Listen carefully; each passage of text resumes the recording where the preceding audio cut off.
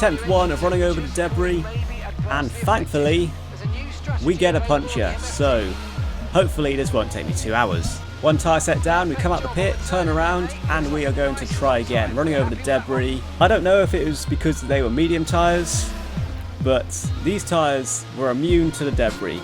I ran over them several times, but it seems there was just no effect on them. So we had to try something new. I also completely forgot that I'd have to contend with the drivers that are trying to do an actual race.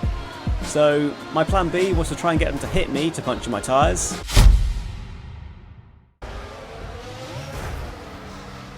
Are you okay? That was a big one. Confirm you're okay, please. Mixed results.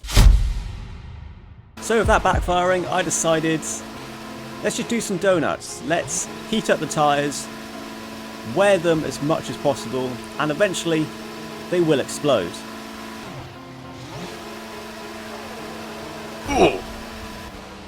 Again, this strategy still had some problems. But despite getting the rear tyres as hot as I've ever seen on an F1 game, they just would not puncture, and it was really starting to get to me at this stage. Oh yeah, and I was also causing complete chaos at turn 1, but that's not the point.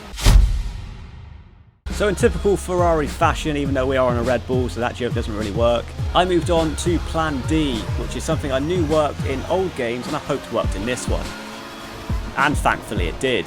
Grinding up against the barrier pretty much instantly explode your tyres. So all I had to do now was worry about driving backwards down the pit straight and not getting murdered by the AI trying to race properly. Which I will say, with a punctured tyre, is easier said than done. Now the question was this strategy consistent?